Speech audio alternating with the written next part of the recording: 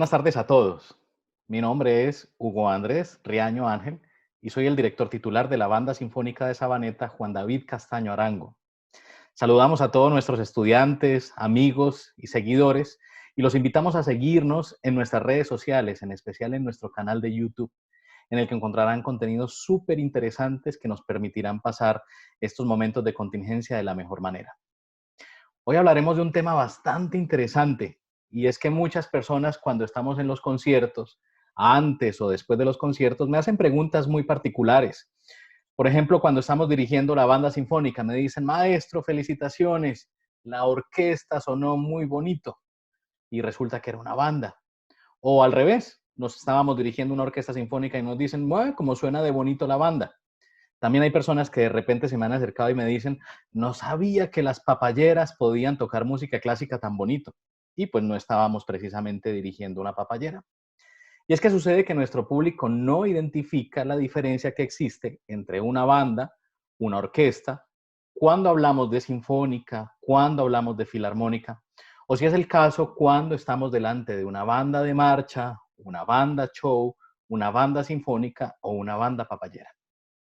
En este video, que es el primero de una serie de videos que estaremos publicando semanalmente en nuestro canal, hablaremos puntualmente de este tema. La diferencia de todas estas agrupaciones, conoceremos su historia, veremos cómo están conformadas, las características y en especial comprenderemos la función social de cada una de ellas. Pero ¿saben algo? La mejor noticia es que en nuestro municipio de Sabaneta las tenemos casi todas, porque tenemos banda de marcha, tenemos banda sinfónica, tenemos banda de rock, tenemos orquesta sinfónica y nuestra Casa de la Cultura cada día está más preocupada por hacer agrupaciones que abarquen a la mayor cantidad de habitantes, de niños, niñas y jóvenes de nuestro municipio. Así que vamos a comenzar con la historia de las agrupaciones instrumentales. Muy bien, aquí estamos en el aula virtual de nuestra Banda Sinfónica de Sabaneta, Juan David Castaño Arango. Y vamos a comenzar hablando un poco de la historia de la música instrumental, o en este caso de las agrupaciones instrumentales. Y es que saben algo, la música instrumental ha tenido un largo camino, un camino muy tortuoso, porque por cerca de 10 siglos, estamos hablando de más de 1000 años, la música instrumental estuvo relegada y no tuvo cabida en los espacios formales de la sociedad. Esta época en la que estamos hablando se refiere a la época de la Edad Media, pero ya llegaremos allá. Antes de la Edad Media, las grandes civilizaciones empleaban la música y nos vamos a remontar a una de las antiguas. Hablamos de la civilización griega. De hecho, el término orquesta, lo que nosotros denominamos hoy orquesta, es un término griego. Orquesta era el lugar donde los músicos se hacían o se ubicaban para musicalizar una obra de teatro. Y vemos cómo nosotros los griegos utilizaban instrumentos musicales para musicalizar no solo el teatro, sino sus poemas. Como pueden ver, vemos el hidráulis, que es un antecesor del órgano. Vemos el aulos, esa flauta que ustedes ven allí, que parece que tuviera dos tubos. Es el antecesor del oboe o incluso del clarinete. Y vemos dos instrumentos de cuerda, la lira y la cítara, que son, digamos, unos antecesores de lo que para nosotros sería hoy un arpa. Luego nosotros vemos cómo la civilización romana, aproximadamente en el año 147 a.C., que convierten a los griegos en una península romana, conquistan a los griegos, abordan todo este conocimiento musical y todos estos instrumentos musicales y emplean la música no solo para musicalizar poemas y teatro, sino también para funciones militares, para llamar a batalla o para animar a las tropas. Y nosotros vemos cómo utilizaban otros instrumentos, uno que se llama bushina, uno que se llama corno, o ustedes ven allí uno delgadito que se llama la tuba, que no es precisamente la tuba que nosotros vemos el día de hoy. Y llegamos al momento del que les hablaba, que es un momento muy complejo para la música instrumental. Se trata de Constantino. Como ustedes saben, Constantino fue uno de los emperadores romanos, uno de los últimos emperadores, y hay una situación en particular, y es que Constantino se convirtió al cristianismo. Ustedes saben que el Imperio Romano persiguió a los cristianos, y en el año 313 después de Cristo, Constantino se convirtió al cristianismo, y en el año 325 citó a una reunión muy importante que nosotros conocemos como el Concilio de Nicea. En este concilio se debatieron bastantes cosas que hoy en día conocemos como los cánones. Entre esos está el celibato de los clérigos, la excomunión los sacramentos y el que concierne a nosotros, que son las reglas para la liturgia. Estas reglas hablaban de que en la liturgia de la iglesia no se emplearía música instrumental, sino que simplemente se emplearía música vocal, buscando un objetivo en particular, y era que la música empleada en la liturgia no se pareciera a nada que tuviera que ver con la sociedad griega o romana que ellos querían erradicar de cierta forma de la historia. Por eso nosotros entramos en el periodo de la historia de la música conocido como la Edad Media y vemos que se implantó una forma de hacer música exclusivamente vocal, que era el canto gregoriano. Primero, una música cantada solamente por hombres y en segundo lugar, una música que era exclusivamente vocal y además de eso solamente era una línea melódica. Ya con el tiempo avanzaron los siglos y vemos como en el siglo XI, en el siglo XII, especialmente en la Catedral de Notre Dame, empieza a surgir algo que después en la música se conocería como la polifonía. Pasaron 10 siglos y estamos instalados en uno de los periodos más importantes para el arte, que es el Renacimiento. El Renacimiento fue muy importante para el arte y para la ciencia, pero también para la música. Y vemos cómo compositores muy importantes como Giovanni Gabrieli o Guillaume de Machaut son personas que empiezan a incluir instrumentos musicales en sus misas y se le empieza a abrir la puerta a las agrupaciones instrumentales. Avanzamos 150 años y estamos ubicados en uno de los periodos más importantes, que es el barroco. La imagen que ustedes ven ahí es una orquesta barroca.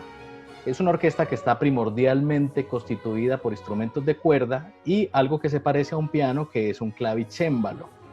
Estos instrumentos tienen una particularidad y es que encontraron cabida en la sociedad a través de una forma musical muy importante del siglo XVII, que es la ópera.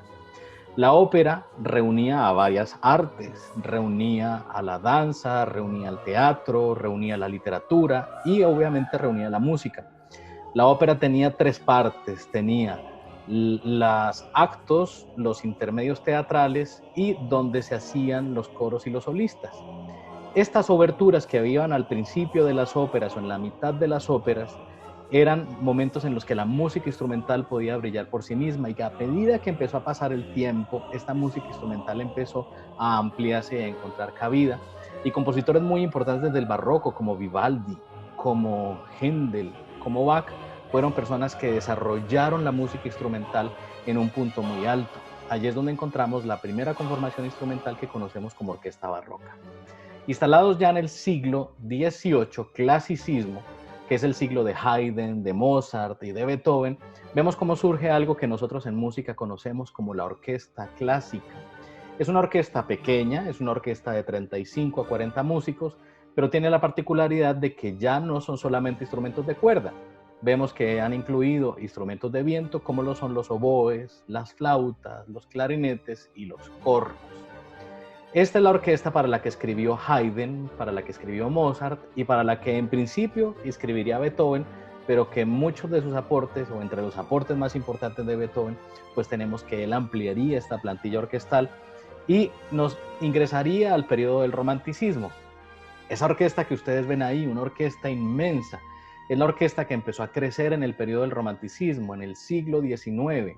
Compositores como Berlioz, compositores como Verdi, o más adelante en el posromanticismo como Mahler o como Bruckner, fueron compositores que querían explorar, querían mirar cómo sonaban determinados instrumentos con otros y eso implicó que las orquestas fueran creciendo hasta tener orquestas de 160 y 180 músicos. Y por ejemplo tenemos en particular una obra que es la Octava Sinfonía de Mahler, que es denominada la Orquesta de los 1000, porque se decía que tenía que ser interpretada por muchísimas personas para poderla ejecutar. De hecho, la foto que ustedes están viendo en este momento es una foto de la Orquesta Filarmónica de Berlín interpretando la Octava Sinfonía de Mahler. Ahora, ustedes se preguntarán, ¿y qué pasa con la música para vientos o la música para banda sinfónica? Porque ya hablamos de orquesta. Pues la música para vientos convivió con la música para orquesta desde el barroco, pasando por el clasicismo, pero los compositores no le prestaban mucha atención, porque toda la atención estaba enfocada en escribir para orquesta. Hay obras de Mendelssohn, hay obras de Händel, incluso hay obras de Beethoven que están escritas solo para vientos. Pero no fue hasta la llegada de este personaje que ustedes ven en pantalla, que es Adolf Sax, el cual era un inventor. A su derecha ven todos los instrumentos que él quería inventar, muchísimos. De él conocemos uno, que es el saxofón. Pero gracias a la invención del saxofón y el ingreso del saxofón a las brass bands de la época, que era como se denominaban las agrupaciones instrumentales de vientos, pues fue que empezó a conformarse la música para vientos o la música para banda. Luego tenemos 4 personajes muy importantes, los precursores de la historia de la música para vientos, que tenemos a Adolph Sax como el creador del saxofón. Tenemos en Estados Unidos a Albert Harding, uno de los primeros en constituir la primera facultad de banda sinfónica de los Estados Unidos. Philip Sousa, conocido como el compositor de marchas más importantes, de marchas para banda sinfónica, y Gustav Holst, que es uno de los compositores más importantes para orquesta sinfónica del siglo XX, en este caso también compuso música para vientos. En particular, su primera suite en mi bemol sería una de las primeras obras para banda sinfónica en particular. Así que, como ustedes ven, la música para orquesta y la música para vientos ha convivido a través del tiempo, pero vamos a responder la primera pregunta: ¿en qué se diferencia una orquesta de una banda? Para que la próxima vez que estemos en concierto, pues sepamos qué es. Una orquesta es una agrupación que tiene violines, tiene violas, tiene violonchelos, tiene contrabajos y aparte de eso tiene instrumentos de viento y percusión. Una banda es una agrupación que solamente tiene instrumentos de viento. Hay 2 excepciones. Hay bandas sinfónicas que tienen 1 o 2 o 3 contrabajos y algunas agrupaciones incluyen los violonchelos, pero no es una agrupación cuya vocación esté hacia los instrumentos de cuerda, sino es hacia los instrumentos de viento. Ahora, dentro de los instrumentos de viento, dentro de las agrupaciones instrumentales de viento, tenemos varias categorías. Las que ustedes ven en pantalla, a izquierda de ustedes, es la banda sinfónica, como lo ven solamente vientos, y a la derecha de ustedes, pues es la orquesta sinfónica. Luego tenemos a la izquierda, tenemos algo que se utiliza el nombre de orquesta, pero es una orquesta tropical. De hecho, la que vemos ahí es la orquesta de Juan Luis Guerra. Se llama orquesta por una cuestión de tradición, pero es una orquesta que está constituida a nivel de instrumentos de viento por 3 trompetas, 3 trombones, 3 saxofones y toda la sección rítmico-armónica. Y aquí en nuestro país tenemos también una agrupación instrumental de vientos muy particular, que es las que conocemos como bandas pelayeras o bandas papayeras. Y ustedes ven allí que está el clarinete, está el eufonio, está la percusión, y de hecho el eufonio es un instrumento muy importante en la tradición de las músicas de banda pelayera. Luego tenemos las bandas de marcha, que es como si fuera una banda sinfónica, pero están más dirigidas al espectáculo de la marcha, del show. Son muy populares en los Estados Unidos y déjenme decirles, en Medellín tenemos muy buenas bandas de marcha y en particular nuestra banda sinfónica Nueva Granada, banda de marcha en nuestro municipio de Sabaneta. Y al lado derecho tenemos la Big Band, que es una agrupación que está más orientada hacia la interpretación del jazz. También es una conformación de vientos que tiene 4 saxofones, 4 trompetas, 4 trombones y la sección rítmico-armónica. Así que la próxima vez que estemos en concierto y estemos delante de una banda, me van a decir: felicitaciones maestro, está muy buena la banda, o si tiene violines, está muy buena la orquesta, efectivamente. Segunda pregunta, vamos a resolver la diferencia entre sinfónica y filarmónica, porque nosotros vemos que tenemos la Orquesta Sinfónica de AFID, si es el caso de Medellín, o la Filarmónica de Medellín, y así sucede particularmente. Fíjense que el término hoy por hoy no implica ninguna diferencia. Esa diferencia en algún momento se llegó a interpretar como que las sinfónicas eran más grandes, las sinfónicas eran más pequeñas y las filarmónicas eran más grandes. Pero eso es en relación al origen de la palabra. Si nos remontamos al siglo XIX, el romanticismo que les hablaba hace un momento, que es el furor de las orquestas sinfónicas, pues en esta época se crearon las orquestas sinfónicas profesionales. Una de las primeras, por ejemplo, fue la Orquesta Sinfónica de Berlín o la Orquesta Sinfónica de Nueva York, que fueron de las primeras orquestas en contratar músicos pagos. Pero particularmente en Alemania era una época en la que había muy buenos músicos, no necesariamente profesionales, hablamos de músicos aficionados. Y estos músicos aficionados se reunían a hacer su práctica musical y conformaron unas orquestas que, debido a la naturaleza con la que se crearon, pues se denominaron filarmónicas. ¿Por qué? Porque el origen del término filar, que es del griego amor por o afinidad por, y harmony o armonía, pues se traduciría en algo como amor por la música. Estamos hablando de agrupaciones que se reunían a tocar sin necesariamente ser pagos.